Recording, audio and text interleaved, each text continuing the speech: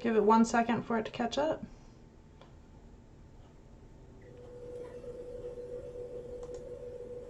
All right, Madam Mayor, we are live.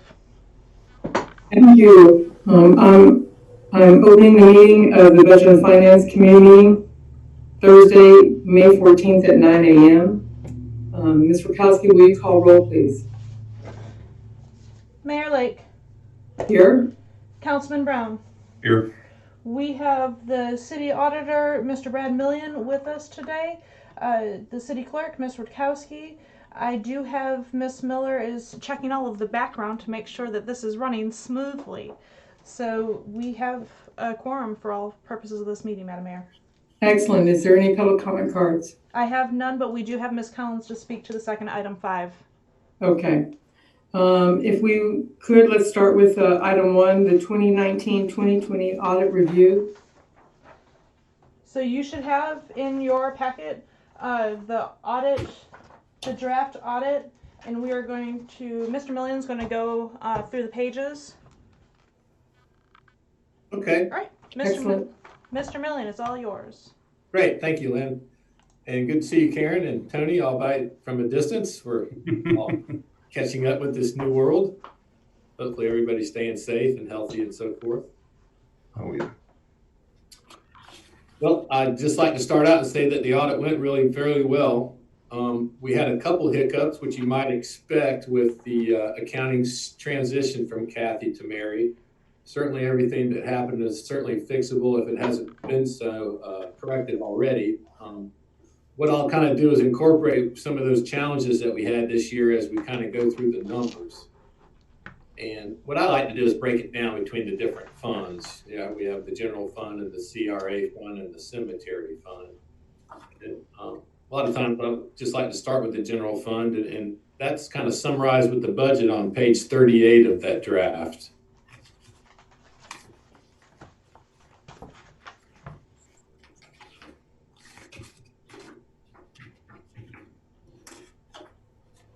Okay. Okay.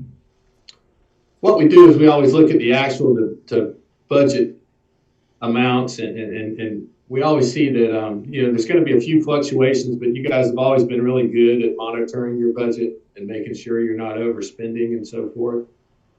And we have that first subtotal is your total revenues, and we always encourage you to budget the full amount of those grants. And you have that CDBG grant that shows up in your intergovernmental program line item, and so you see that you didn't expend all of that, so you have that huge fluctuation there, which is perfectly fine in my world. And if you scroll down to your expenditures under economic environment, you see a large underspent amount of over 500,000. That kind of matches up with that amount in the revenue section. So I kind of want to point that out. Once you take those out, then most of the numbers are fairly in line with what you had budgeted and so forth. And one of the things that I've been talking to Lynn about is improving the budgeting process, because you look down on the last line item, you'll see debt service transportation. And that's your bond payment. And thankfully you're done with the bond, it's all paid off and so forth. But during the budgeting process, somehow that got reduced to 0, even though you had already paid it. So that was just kind of an oversight that I wanted to point out. And so I'm going to help Lynn in the next few weeks reformulate her budgeting process to make sure that we don't have those type of situations. So I wanted to point that out. But when you look at overall, your total expenditures are really well in line with the budgeting process. One other thing we're going to try to do with your chart of accounts, when I look at your budget that you review on a monthly basis, it's kind of cumbersome. There's just a ton of lines and so forth, and sometimes it's a little tricky to read.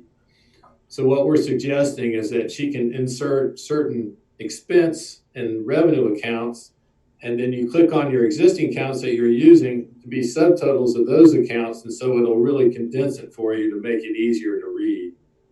And that'll also help the budgeting process. And we'll make sure that the Excel spreadsheet she uses for budgeting is maybe simplified a little bit, where you have one column of what your existing budget is, and then you have a budget amendment, and then you have your revised budget, assuming the amendments go through, and it's very easy to avoid making some unnecessary adjustments where you might adjust a budget item to zero and so forth. So there's just a couple hiccups there that are easily correctable, but I think if I help with the formatting, then we'll be fine there moving forward. So I wanted to point that out. But all in all, your general fund is still solid, and you know, you're obviously watching your budget. We just need to correct for a couple small items there. Do you have any questions as far as that goes? No. Okay. And then the next page is your CRA fund. And again, you're having your separate meetings, you're monitoring those, you're planning certain capital outlays. Sometimes they don't happen in the year that you plan them to happen. So there's really no issues there. Again, with the budgeting process, we want to make sure we don't have any unnecessary adjustments, and you didn't. With the exception of the transfers in, we went ahead and changed that. You increased the transfers in, and that was just kind of a small accounting issue. And so again, that'll be corrected moving forward when we kind of streamline the budgeting process. So just kind of want to point that out. And then if we could flip to page 18, the cemetery fund. Brad, you said page 18? Yes.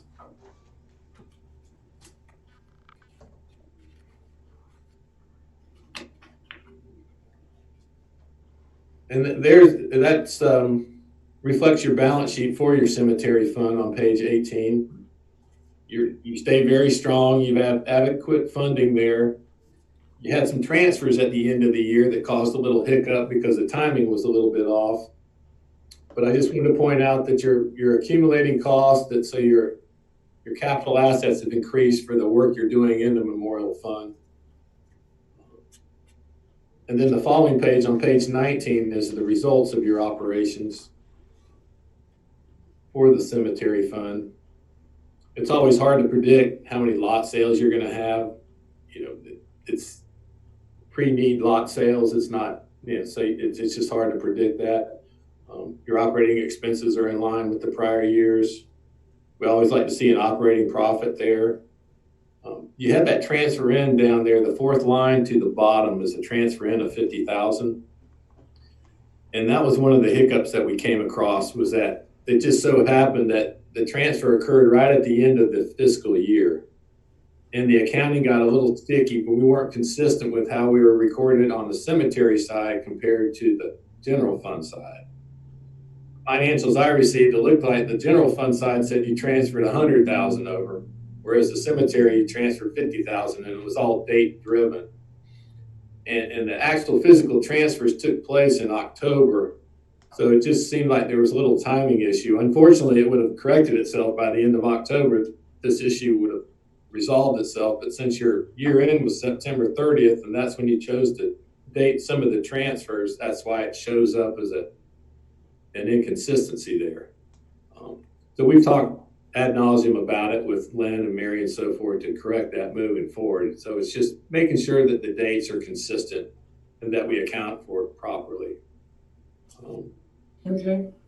Those are really the two findings that we have. I will go ahead and go over to page 41, if you will, since we're talking about those now.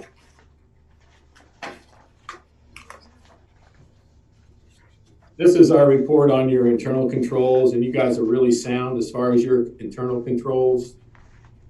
On page 41, we have these two items that are listed as findings that will require a response from Scott from.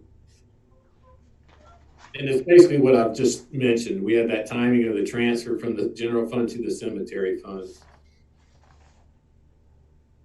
Excuse me. And then the other one is in regards to your CDs. You have 2 or 3 CDs embedded in one general ledger account. So we're suggesting that you expand those out so you can monitor each CD a little better. But there was more than one instance where the interest income from the TCDs were not recorded when they should have been.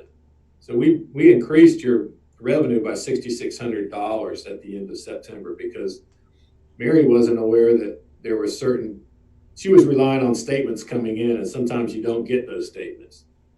So if we have a separate line item in your general ledger for each CD, and you print a comparative report, and the balance hasn't changed from the previous year, then you know that you probably have some interest in there that needs to get recorded. Or at least take a look at that on a quarterly basis and make sure we have that interest recorded in there.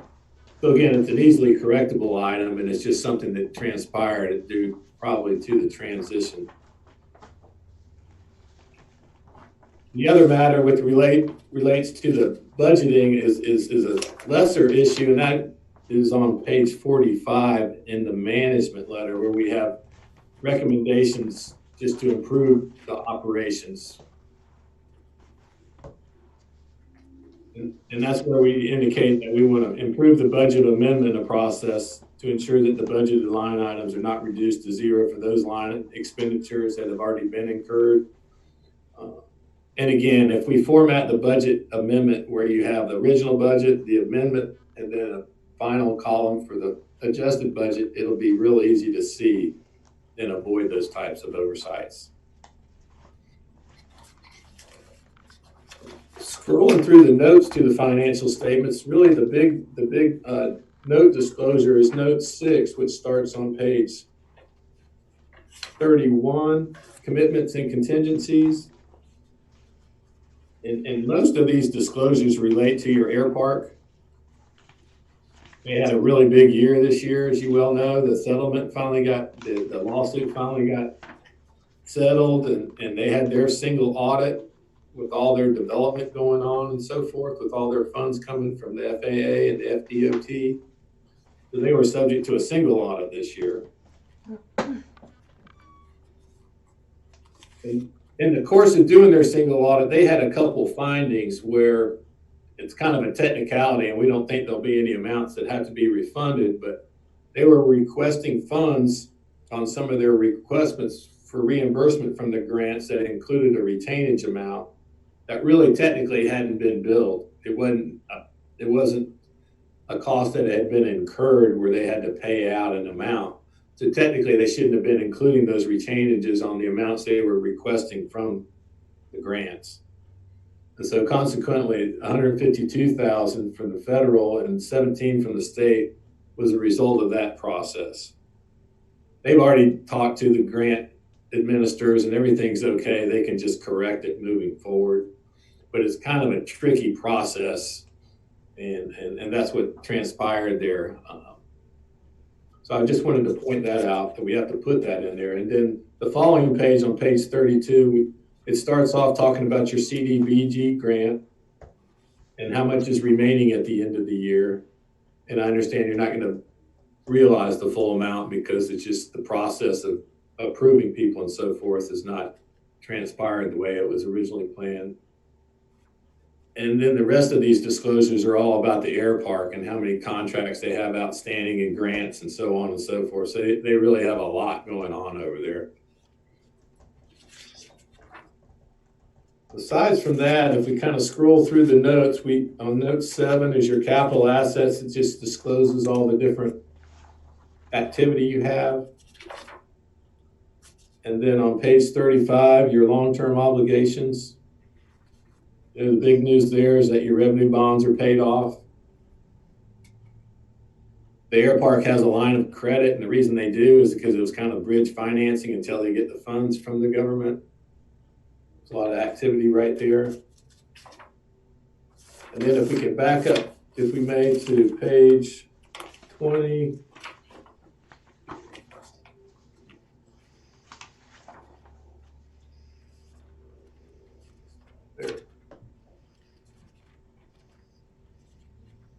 I wanted to point out the fund balances that are assigned on page 29, where we have your recapitalization fund and your lake restoration. We disclose that those amounts have they're kind of sort of restricted. You've assigned funds on your own to those different accounts. And the reason I want to point those out is we've talked about taking your recapitalization and your lake restoration and calling those separate funds and taking them out of the general fund, and maybe looking towards doing that effectively October 1st of the coming year. it'll simplify the accounting and it'll get them out of the general fund.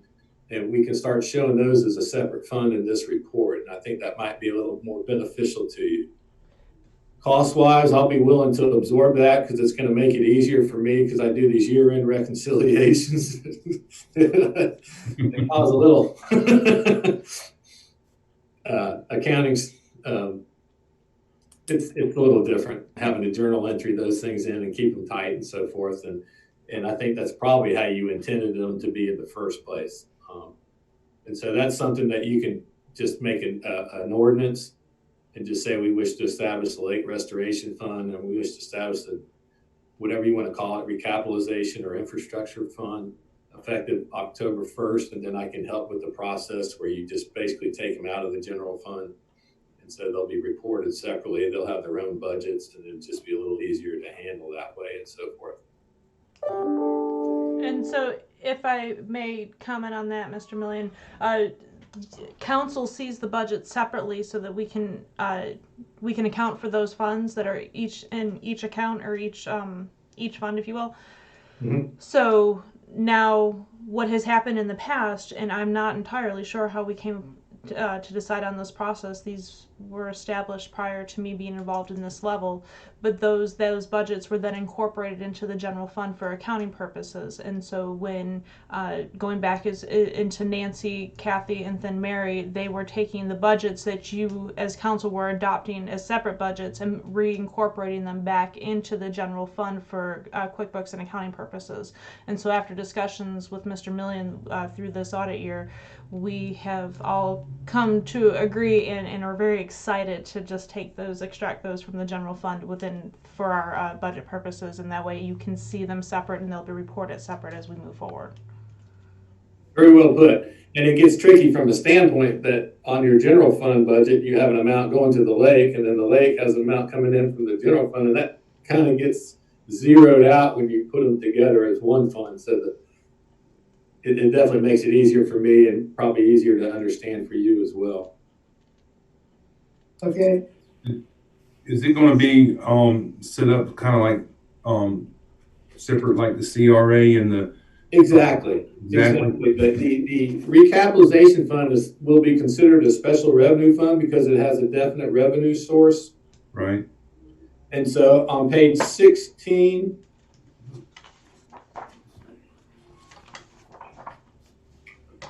when we have it established as a separate fund on page 16, there'll be an extra column in there. Okay. So we'll have the general fund and then we'll label the other ones the CRA fund and then the recapitalization fund. Okay. And then there'll also be a supplemental schedule like there is 38 and 39. There'll be another one for the recapitalization fund. Okay. And right. Lake restoration fund. Okay. Thank you. Yeah.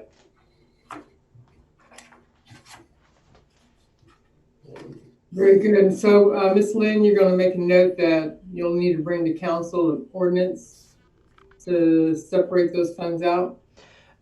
So I'll have to talk to Mr. Commando on the procedures for that, because we had separate accounts. The council, when they agreed to move forward, had already made the motion to set up separate bank accounts. However, when for whatever reason it was decided to incorporate those into general fund. But I'll work with Mr. Commando on how we need to set that through council. Okay. As long as you follow up on Mr. Yep. Minion's suggestion. Okay, that was the gist of what I wanted to let you know today. If you have any questions, I'll be glad to entertain them. And Mr. Brown, do you have any questions? No, I appreciate it. Thank you. Sure. It's been very clear, and I look forward to, I know that staff has been very excited about consolidating the budget and helping us read it more clearly when we get the information. So I really appreciate what you shared with us today. And you'll be coming to us at City Council. It'll be our recommendation to move forward with the audit from Budget and Finance. Is that your feeling, Mr. Brown? Yes. Okay. So we'll be recommending approval of the audit, and we'll see you at our next council meeting. Great. Thank you, Karen. All right. All right. Take care. Yeah. Bye-bye. Okay, let's set this aside.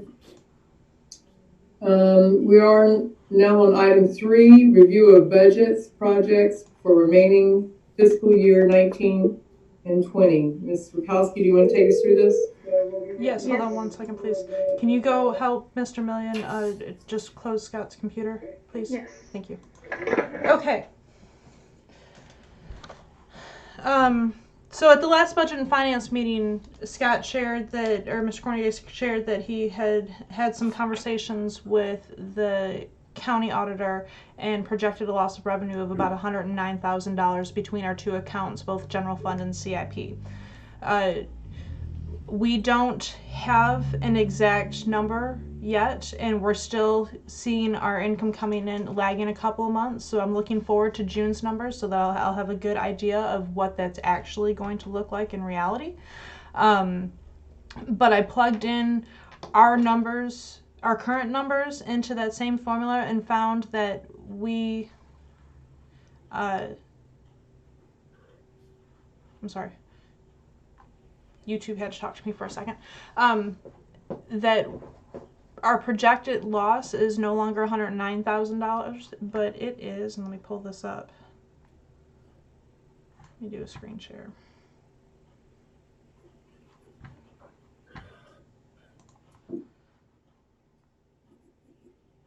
This is so much easier when I'm not running both sides of this. I'm sure. Bear with me just one moment, I apologize. No, you're fine.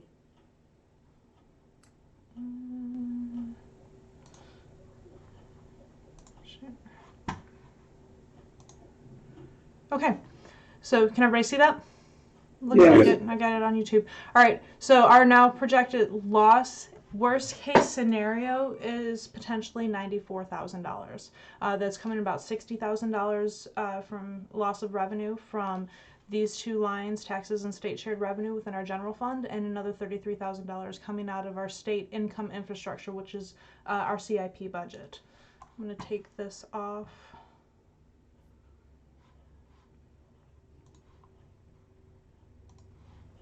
Okay. So with that being said, we'll go over this sheet.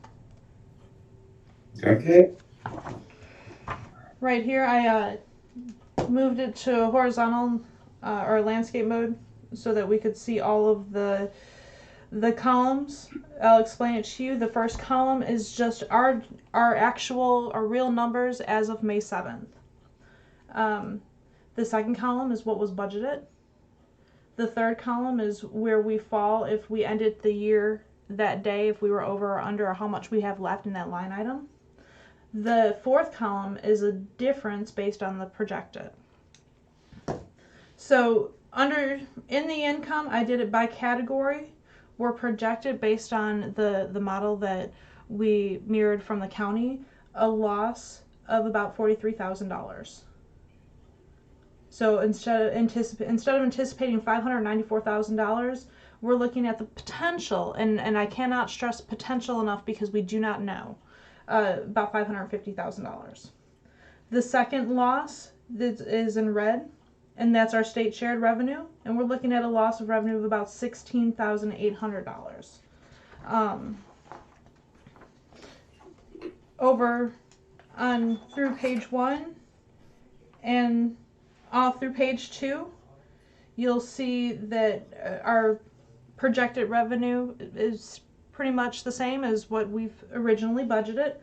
We do have an increase in miscellaneous income because we did receive some grants. That's the $3,500, as well as just some other anticipated things. We don't budget for cemetery lot sales, but we do have to bring in that money through general fund, but you see that money exit through expenditures and go back into cemetery. That's our credit card processing, and we have no choice but to bring that in through general fund, so it does wash out. Overall, we're looking at, on the numbers that we have and the funds that we've already received, projected as a loss of revenue of about $54,000. And again, I stress that this is just a projected. It's not a guarantee. I don't have those numbers yet. I can't show you any evidence that this is what's going to happen. Okay. Everybody with me so far? That's fine. Yeah. Okay.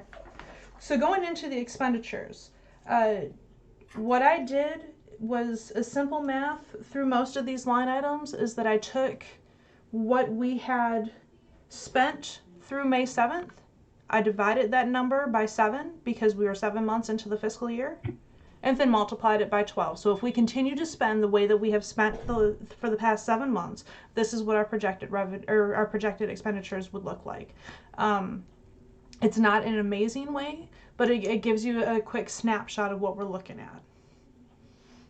Okay. Going through a lot of these line items, and if you have any questions about any specific line items, I can answer those. However, again, this is just, it was a way to kind of see where we would fall with our revenue, with our loss of revenue. So it's really just projected, and the numbers are fairly accurate. But we are looking, if you go down to the bottom or the middle of page 6,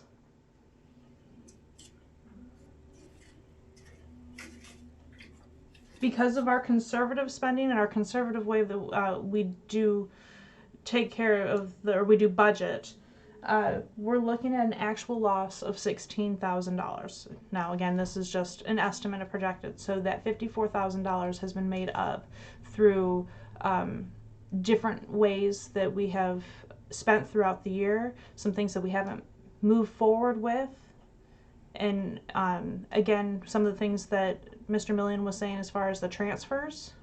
We do have an additional transfer coming out of general fund into the agency this year of about $19,000.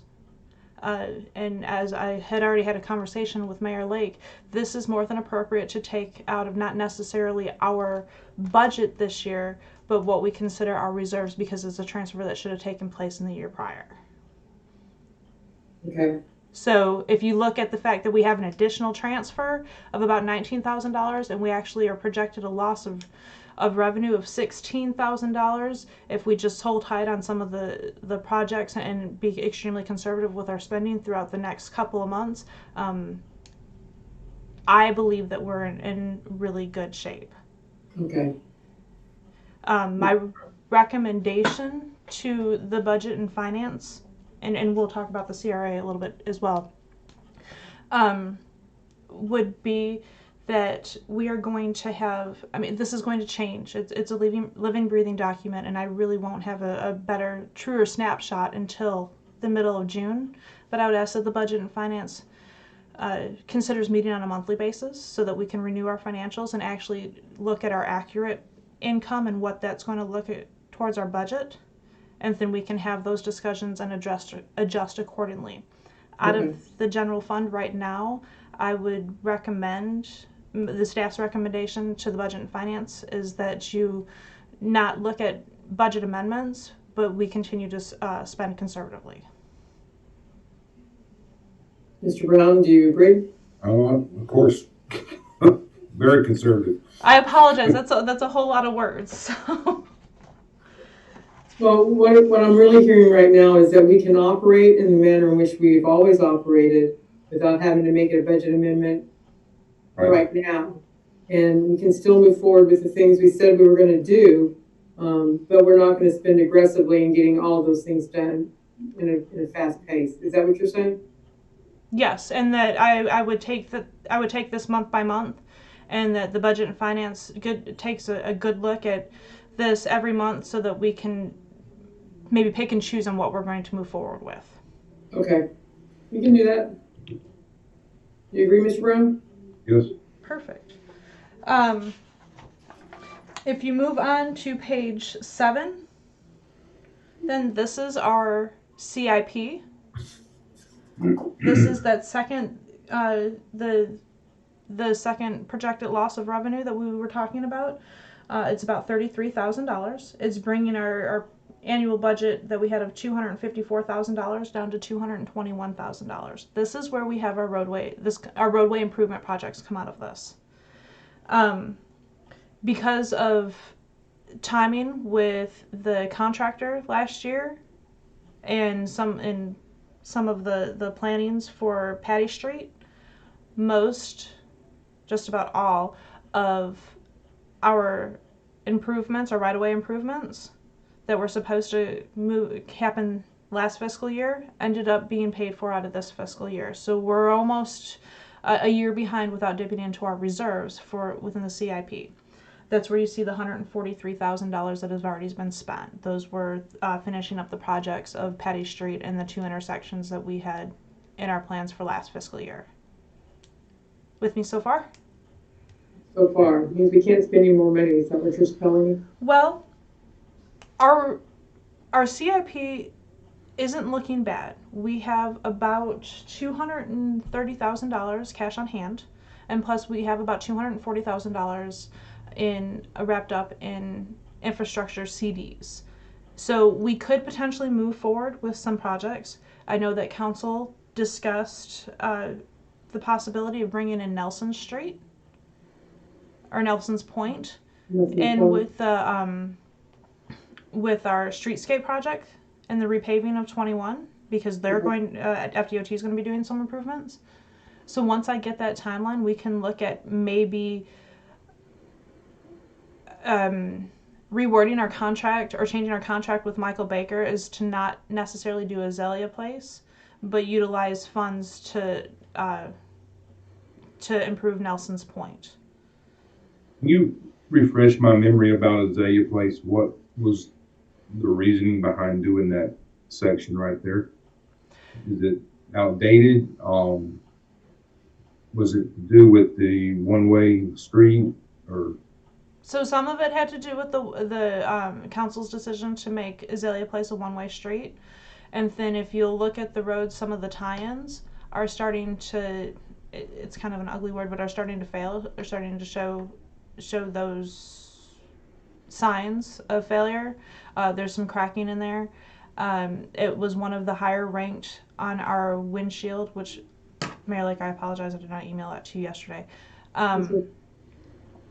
And so it was just council's decision to go ahead and move forward with that so that we could properly mark it for the one way and then look at starting to improve that area as the streetscape came through. Tony, and I did have a conversation with Ms. Wachowski yesterday. She recently learned that the state is starting that project as of today. Yeah, 2 days ago. 2 days ago. So when we talked about Azalea Place, we talked about maybe substituting Southeast Nelson's Point to tie in, because the state is going to make improvements on the right of way there and the apron going down into Southeast Nelson's Point. I'm sure you're aware that that apron is pretty spotty.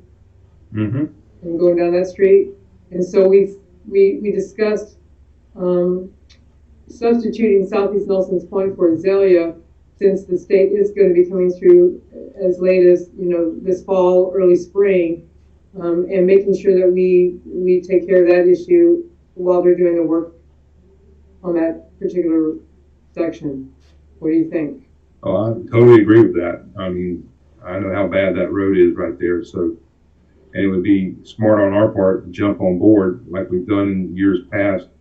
When somebody's in here doing the work, it costs a lot less to do it then and bring them back in. So yes. So I'm not sure. Mr. Wachowski, do you need anything from us now, or you want to wait until the state has a clear construction schedule to take that to council? So we have a current contract with Michael Baker to process the plans and take us through the project itself with Azalea Place, and that contract is for $23,000. If it's the recommendation of the Budget and Finance Committee to move this in front of council to adjust that contract to take care of Nelson's Point, then I can start having those conversations with Michael Baker. And then we have the funds within our CIP to go ahead and take care of the planning portion of it. So when Nelson's Point is ready to rock and roll and FDOT does their part of taking care of the apron, then we can jump right in and move forward with the project. We'll have everything in place. Mr. Rowan, do you agree with that? yes, my concern is the projects that they've already worked on, and we put that on the table for a year or two down the road. Are they going to come back and charge us again? Are we going to get double dipped? in the way of engineering cost for going back to Azalea? Or have they already done all that work? No. So none of the work has been done with Azalea. That was one of the things that we were waiting for the beginning of the calendar year to move forward. Once we saw what revenues, what our budget was going to look like, and settle everything with the former project, and I could bring that in front of council because that was going to need to be a budget amendment if we were going to move forward with another paving project this year. But we do have a little bit of funds, so they have not moved forward at all on that contract, other than saying this, it was going to cost us $23,000 for them to make the plans, take us through the bidding process, and oversee that project with the contractor. Okay. So can you have a conversation with Michael Baker to see if that would be, that message, that cost would be similar to Azalea for Southeast Nelson's Point? Absolutely, and I'll bring that to council on June 1st. Okay. So that would be our recommendation on Azalea. Yes.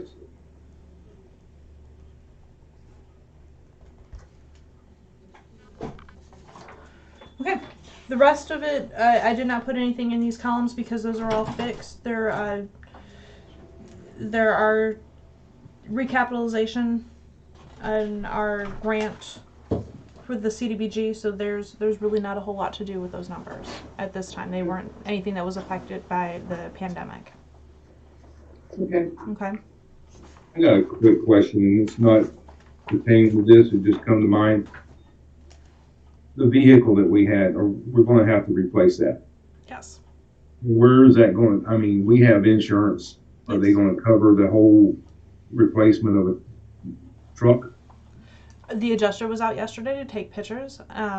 She emailed everything over to her boss, and we were told that within the next 48 hours that we would have an answer from her boss on what our next step is.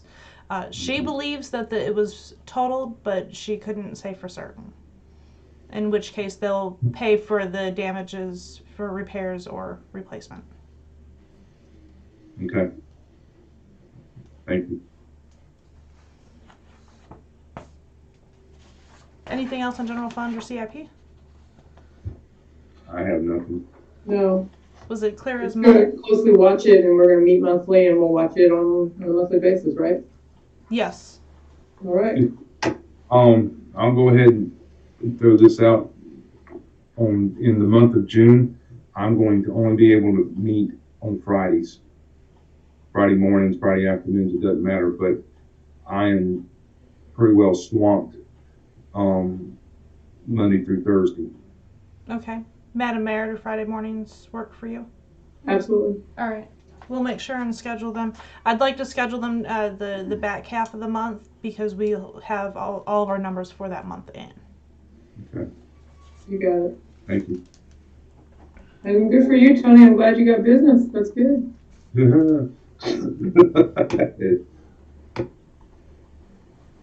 All right, so we've tackled item 3. Item 4 is the Orange Park Challenge, donate to human services. So these are all items that we basically just copied the previous agenda. Everything was tabled. Again, this was a challenge that came from Orange Park. They donated $10,000 for the county's portion of the picking up the human services portion of this. The city or the Keystone Heights safety net benefits greatly from what the county is able to provide according to the numbers that I received from the county. The county has brokered a deal, if you will, of a 50% match. So for every $10,000 per se that they spend in canned goods, they get $5,000, or dry goods, they get $5,000 donated. It's really the bigger bang for our buck if this is something that the Budget and Finance wishes to move forward in front of council. What do you think, Mr. Brown? Now, mind you, it does not have to be $10,000 was Orange Park's number. That's just the number that they donated. It does not have to be to that extent. So well, the number that comes to mind for me is about $5,000. That's what I was thinking. I mean, we need to be involved in it, but not to the extent of $10,000. We're a lot smaller than what Orange Park is. Yeah. So they have a more concentrated population Yep. up north. I will share that we have I really believe that Keystone has benefited from the EOC's distribution of food.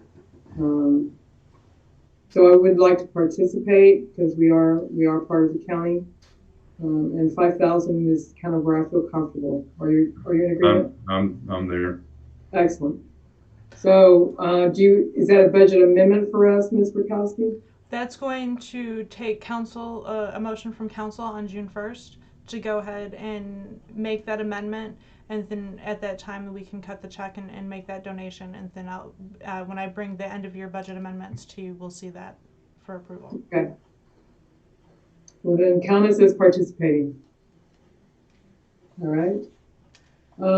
Geneva Jungle remodel. We have items A, B, C, and D, the fence project, the lights at the beach, the Edison lights, and the grills. So I have included in your packet the CRA, the Community Redevelopment Agency or area budget, just to show you where we're at.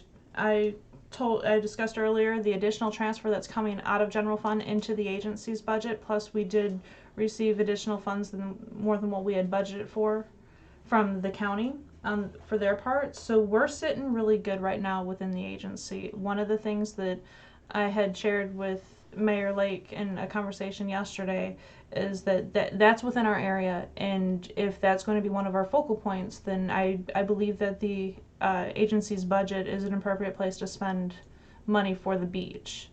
I don't know. I think that we've discussed possibly waiting on the timeline from FDOT to look at when the fence is going to be replaced and if that's going to be impacted by any of their construction. But the Budget and Finance Committee can choose to move forward with where we know we're going to have to go out to bid for it.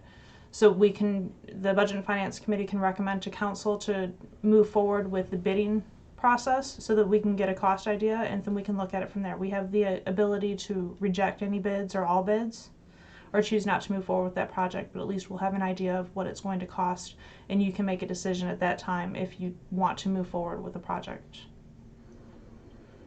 Here are my thoughts just briefly, Mr. Brown. I think Keystone Beach is a signature property for our city. And for me, since the money is available, I believe we can move forward with the beach project, contingent on, what the numbers show the fence is going to cost. But I would move all of those items forward so that we can continue to grow that property and make it a signature piece for us. So all of the items under 4, with exception to A, the estimation is going to be probably right at $8,000 to start, and then we can add additional Edison lights as we see fit, or lights around the beach as we see appropriate and where they can actually work. Mm-hmm. We do have the aesthetic grant within the CRA that was originally for lights on the downtown buildings. Mm-hmm. We can put all but item A within that line item, and then look at reallocating our additional income appropriately. What do you think, Mr. Brown? Well, I like the Edison lights, but I have a little bit of heartburn about putting them at the beach, only because of vandalism. I don't know how high you can put those things, but I can just picture somebody going through there and just ripping them all down. I like the idea of them, but I really like at Christmas time when staff wrapped those trees in the back of the park. That gave off a lot of light. But I know that that's different than the Edison lights. But that's really the only thing I have heartburn about, is those being vandalized. I like the idea of the street light, or not the street lights, but the lights. If they're going to be, we're looking at the same thing you have behind the park, behind the city hall, something high that gives off a good light. Those are nice. The other question I have is, as of last night, it was posted out on Facebook that we weren't having 4th of July or something. That's the next item on the agenda we can talk about there. For under 4th of July, the 5K and then the 4th of July events. So if we can hold on to that portion Okay. for just a Okay. second. No problem. Um, I'm in agreement with moving forward. I think even stuff that we have allotted for like the tennis courts and stuff could wait, and let's focus on one project. And I think I know the grills and everything have been down there since the 90s, and just do a good facelift down there. With the different paints. At first, I was not in agreement with all that different color paint stuff, but it looks good. A lot of good comments about it. I think a black fence, and I agree with Lynn. You know, we get with it DOT and find out what their ideas are for that section of road. I wish they could straighten it out a little bit, but I know that ain't going to happen. But I think the new fencing and new lighting and stuff like that is really going to go along with everything else that's been being done down there. So, Ms. Lynn, I think we'll move item 5 to council. sure. And with our blessing, we think that we want to move forward with Geneva, recognizing that we have enough funding in the CRA and additional funding we didn't know that was coming. We can go ahead and move that project forward while backing off maybe the theme park for the time being. Yes. And I had a conversation with our engineer. We're looking at much more cost-efficient ways to plan for that. And then also we'll be discussing our grant writer at the next council meeting. And so we can move forward in conjunction with that. Okay. Possibly for next fiscal year. Question about the beach. Yes. Are we employing the engineers to do anything there? Or No. we just do it ourselves? Not for the projects, not for A through D. That's all going to be done in-house. Thank you. Hey, cost savings, Mr. Brown. Do what? Cost savings. Oh, we can Yes. decorate. We can decorate. can decorate. Oh, yeah. The kid is gonna have a ball. Yeah, really. Okay, so item 5 is the 4th of July 5K request for funds. Ms. Lynn, you want to set us up for this item? Yes, so Miss Carrie Collins is on the line. She has waited patiently throughout this meeting. But before we have that conversation, I'll circle back to Councilman Brown's comment, and Madam Mayor, if you have more to add. It's my understanding that as of last night, OCD has chosen to cancel their event. Is that because of That's correct. the I got an extension? email from Shade, and Mr. Hilton said that as a result of the governor extending the state of emergency for another 60 days, it was going to make it impossible for the committee to move forward on the event. And so they're canceling this year, and they look forward to offering the event next year. Does that just include what OCD is responsible for? Is that including the parade and everything? I spoke with Ms. Bullock after he made the announcement, and they're not planning to do the parade either. Okay. So my question back is, have we spent that $7,500 for fireworks already? So the check was cut. However, I do not believe that it was picked up. I have to verify that. I was running around setting up for the meeting this morning and did not have a chance prior to meeting this morning. But as soon as we're done, I'll go out and check. If it has gone out, is there any way we can get reimbursed since we're not having to pay for them? So there's a couple of different options, and I really am not entirely sure which course of action. If they've received those funds already this year, then that's something to take into account for next year, because they're not going to spend that money this year. If the check's still in our safe, then that's where it'll stay. We'll take care of that. Okay. But if it's in their hands, and that's just a conversation, we'll reach out to our country day and figure out what we're going to do next. I'll touch base with Erica. Sure. So I have no problem with that.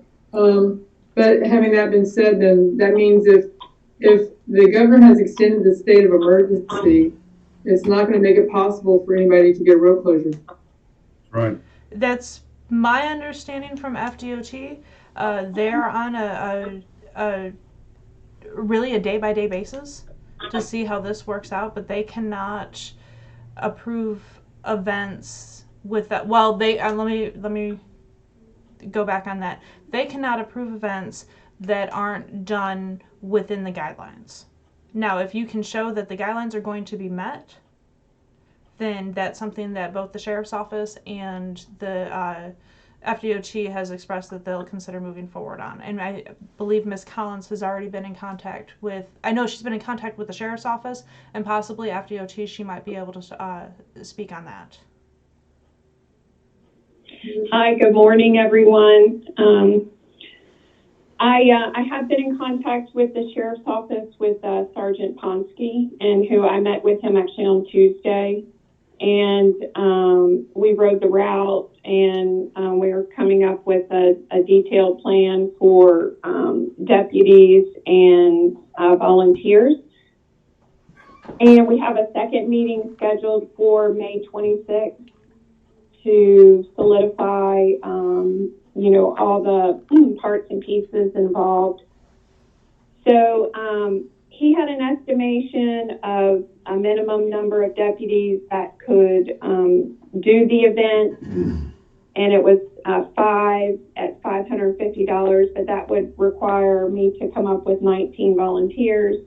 But so if I can get a couple more deputies, for the consideration of the 1,500, although maybe we wouldn't spend that much, that would be awesome, because then I could use those volunteers other places.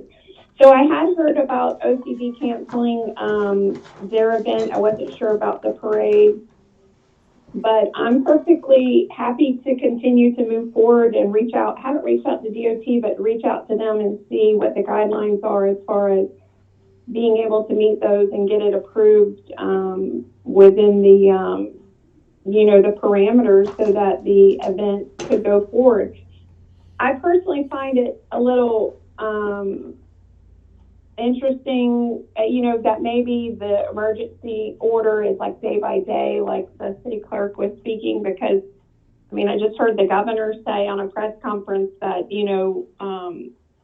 sporting events and professional sports, were welcome in Florida to play. So all the indications are that, we're moving quickly toward phase 2. It would be a shame, I think, to move into phase 2, in June, and everyone's 4th of July events to be canceled. So I would just like the consideration that it be, to get the 1,500, that if I use it, great. If I'm not able to move forward, I'll probably know by the 3rd week in June. Then it just isn't used. So if I may report to the Budget and Finance meeting, we sit on weekly county calls, and I have spoken with the different municipalities. We would be the only event that would be held as of right now for the 4th of July in Clay County. And if you look at the news, you understand that St. Augustine and Jacksonville is looking at closing their events or canceling their events. And I apologize, but public safety is our number one responsibility. So I would ask for not necessarily the Budget and Finance Committee, but for council to consider, if we are going to be one of the few that's going to have an event, what that's going to look like for people who are trying to find something to do. We may attract more than what we really bargained for. I would just respond to that and say that, we're an hour from the Georgia border and Jekyll Island, and they're, I'm assuming, going to be holding their 4th of July events. People can easily go across the border to Georgia. In fact, Jacksonville would be closer for them. Of course, if you have something, but people like a 5K, people are going to come from different areas anyway. So, I mean, I don't know. Clay County is a charter county. We are not like Duval and St. John's. We have greater authority to govern ourselves and within the municipality itself as well. So, I mean, I wouldn't, the state is moving forward. It's not moving backward. And I understand the public, safety concerns, but the reality on the statistics for our county and the surrounding counties is that, we are ready. We are, there's always some risk, but, me personally, of course you govern yourself accordingly, but you can't live in fear either. But that's just my personal view.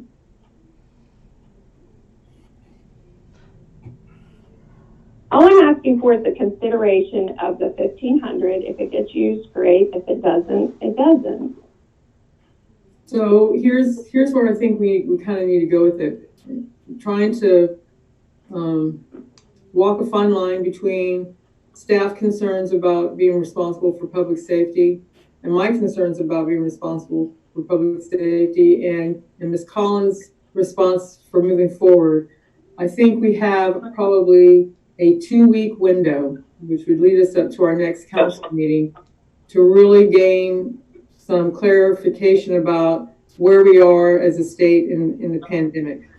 And so I feel comfortable saying at this point, I'm okay with you moving forward, Ms. Collins, until June 1 or our next council meeting, until we have some clarification about whether we're really going to move into phase 2.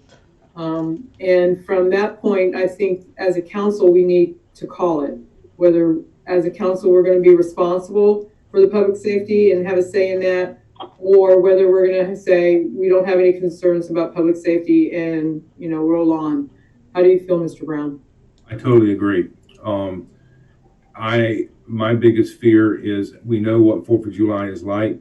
And in the past on the 5K, when it was done there in front of City Hall, we've had a lot of people. I don't know what the numbers were, but there was a couple hundred people. And like the city clerk said, we're the only ones going to be doing something in the county. And our job is public safety. I mean, one way or another. I personally think it would be nice to keep going and just get things back to normal, but are we ever going to be back to normal? And there is a fear out there.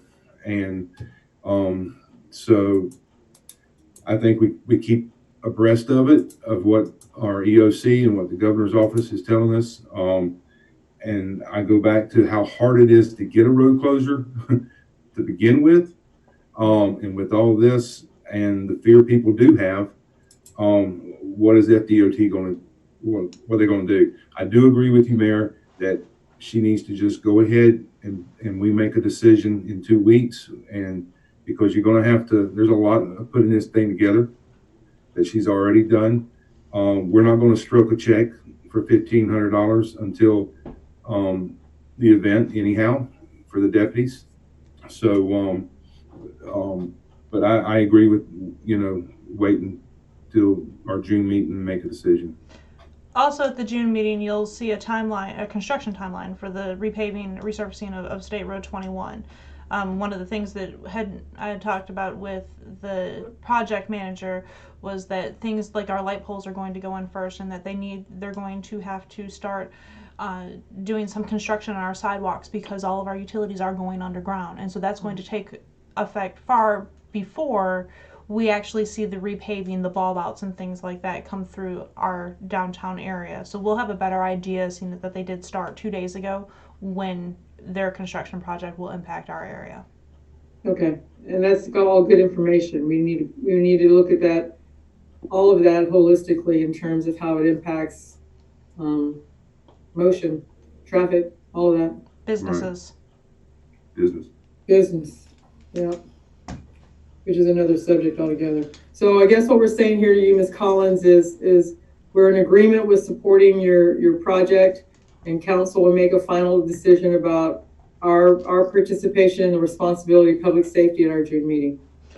Are you looking at an amount is the Budget and Finance Committee looking at an amount of up to $1,500 just so that I can put this in a budget for the agency to look at on the 1st? That's the norm for deputies, I think. Up to $1,500 Up for to $1,500. security. Okay. Okay, I'm receiving a lot of static and feedback just in the last minute, but did you say that you were going to move it forward for the council meeting and make a definitive decision then? Yes, ma'am. Okay, thank you for clarification. And within the last 30 seconds, everything started breaking up. No worries. Technology is, technology. Yeah, I agree. Well, thank you very much for the consideration. And, You're welcome. Last item is downtown. Ability. Thank you, Ms. Collins. Have a great day. You too. Last item for budget and finance is the downtown Wi-Fi. And this is one of those projects that came to me as a result of the Alliance. And what we've seen, I know that the elementary school has put a hotspot down at Keystone Beach. And I've talked with Ms. Rakowski, and she's partnering. She has had conversations with the county in terms of partnering with the county, the library, and really trying to blanket from City Hall, the library, at least initially down to the beach with a Wi-Fi zone so that people who can't afford it have a place to go where they can fill out unemployment papers. It provides a level of security too for our citizens. And the other thing I'm really, really interested in especially is providing a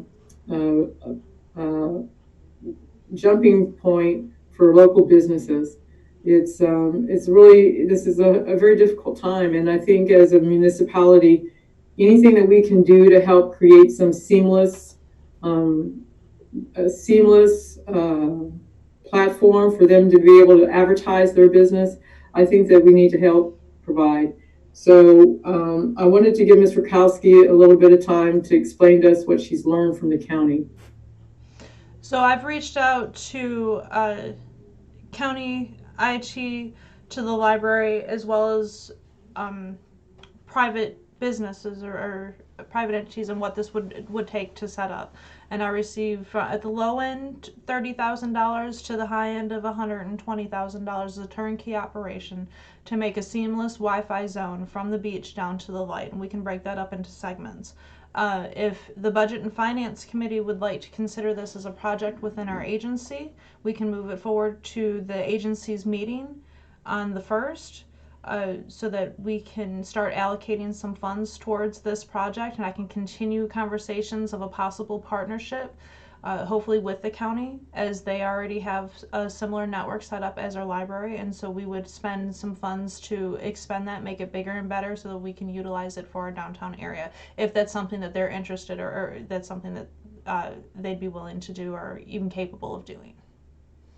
But I do need some guidance. I wanted to bring it to the Budget and Finance Committee because we are talking tens of thousands of dollars that before we start getting other agencies involved, that this is something that we're committed to do. And I understand there's an ongoing cost. Ms. Rakowski talked about that there may be, annual fees that we have to pay in order to provide this service. But I do believe that when you create a Wi-Fi zone, that when people log into it, that splash page, the first page they see is a platform for us to advertise businesses, and we can get sponsorships to buy into that page, which will help offset the cost of the annual fees to keep it going. So what we're really trying to do is provide a neutral, a budgetary neutral zone that pays for itself in the end. It would be our initial investment in it that would cost us.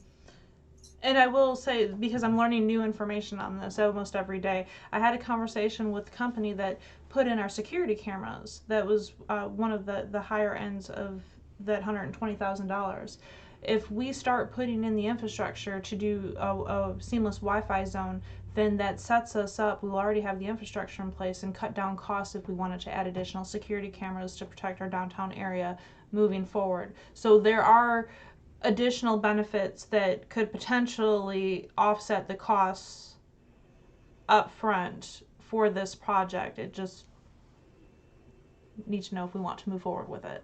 Yeah, the sky's the limit. I mean, we could, if we get it going, then the sky's the limit in terms of providing security for downtown. Y'all ready for my IT professionalism? Absolutely, bring it on. We're ready for you, Mr. Brown. All right. In the past several years, we're seeing people in the park day and night, and I guess they're bouncing off the library already with their Wi-Fi. So I it's my guess- understanding that the library cuts their Wi-Fi off, I believe, at 10 o'clock. Okay. So would we do something like that also? I mean, where we're not having people hanging out in the park at midnight, 1, 2 o'clock in the morning? We can dictate the time that it's online. Okay. Y'all just bear with me because you know how I am with this stuff. We need to do something. I mean, everybody knows, I've been around a long time. We need a carrot, and this could be a carrot that we could use for later on, and I might be totally wrong, to move forward in annexation up 21, possibly in the later years, if we have something like this that we can offer. But with doing all the streetscapes, beautifying our downtown, we could add that right into what we're doing there, and it could be a good thing. I'm not in the computers. I mean, I know how to turn it on and know how to turn it off. But at first, I'll be honest with you, I didn't understand it. I thought it was possibly a waste of money. I'm just being honest.